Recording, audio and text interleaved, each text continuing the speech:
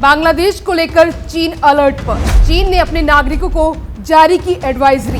बांग्लादेश में शादी नहीं करना, विदेशी पत्नियों को नहीं खरीदना, शॉर्ट वीडियो देखकर बहकना नहीं, विदेशी शादी के लालच में कानून ना तोड़े।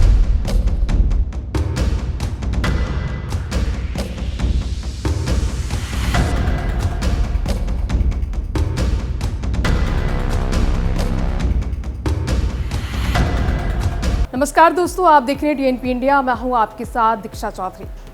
आज मैं बात करने जा रही हूं उस खबर की जो अंतर्राष्ट्रीय स्तर पर चर्चा का विषय बनी हुई है। चीन ने अपने नागरिकों के लिए बांग्लादेश में एक अहम एडवाइजरी जारी की है, जिसमें कहा गया है कि ना तो दुल्हन खरीदें, ना डेटिंग करें और ना ही बिना सोचे समझे शादी करें। जी हाँ, ये सुनने में थोड़ा आपको अटपटा लग रहा होगा, लेकिन इसके पीछे की वजह जानना बेहद जरूरी है। चीन ने यह एडवाइजरी आखिर क्यों जारी की है और इस एडवाइजरी की जरूरत क्यों पड़ी? आखिर चाइना का प्लान क्या है? पूरी खबर आपको विस्तार से बताएंगे। सबसे पहले बात करते हैं कि एडवाइजरी क्या है।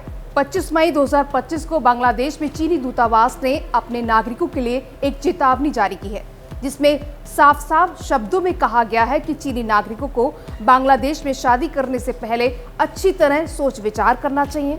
इसके साथ ही दूतावास ने अपने नागरिकों को अवैध मंगनी एजेंट्स, मतलब जो शादियां करवाते हैं, उनसे सावधान रहने की सलाह दी है। ग्लोबल टाइम्स की रिपोर्ट के मुताबिक दूतावास ने अपने नागरिकों को ऑनलाइन डेटिंग प्लेटफॉर्म्स पर दिखाए जाने वाले क्रॉस बॉर्डर डेटिंग कंटेंट के झांसे में न आने की सलाह दी है। और सबसे जरूरी बात, दूतावास ने अपने नागरिकों से कहा है कि विदेशी दुल्हन खरीदने के विचार को खारिज करना चाहिए।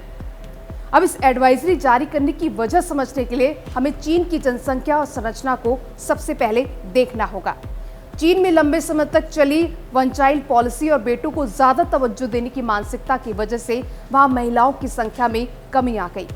2020 के जनगणना के आंकड़ों के मुताबिक चीन में पुरुषों की संख्या महिलाओं से करीब 3 करोड़ 5 लाख से ज्यादा है।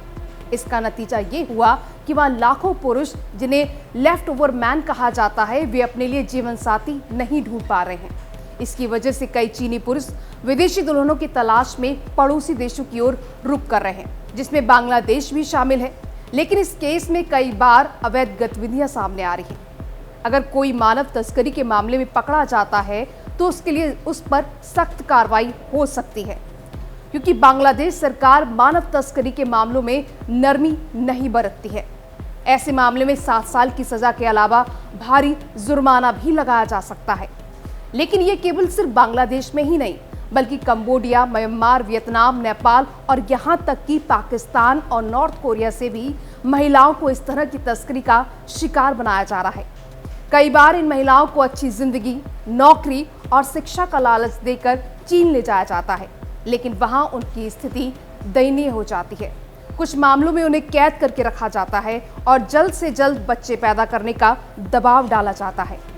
ये एक बहुत ही गंभीर और अमानवीय समस्या है, जिसके खिलाफ अब चीन की सरकार भी कदम उठा रही है। इसके साथ ही चीनी दूतावास ने अपने नागरिकों को ये भी सलाह दी है कि अगर कोई शादी के स्कैम का शिकार हो जाता है तो तुरंत चीनी दूतावास इसकी जानकारी दे। बहरहाल अब बात करते हैं बांग्लादेश की, जहां इस समय अंतरिम सरकार के प्रमुख मोहम्मद यूनिस की स्थिति नाजुक है।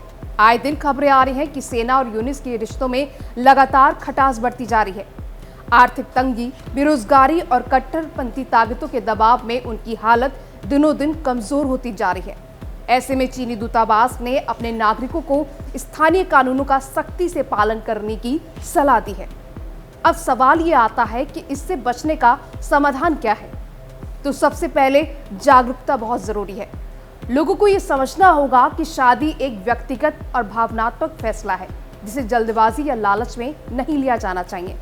साथ ही सरकारों को और सख्त कदम उठाने होंगे ताकि ऐसे अवैध एजेंट्स गिरोह पर नकेल कसी जा सके। आपकी क्या राय है? चीन के इस बयान पर अपनी राय हमें कमेंट बॉक्स में जरूर दीजिएगा और वीडियो को लाइक शेयर जरूर कीजिएगा। नमस्कार।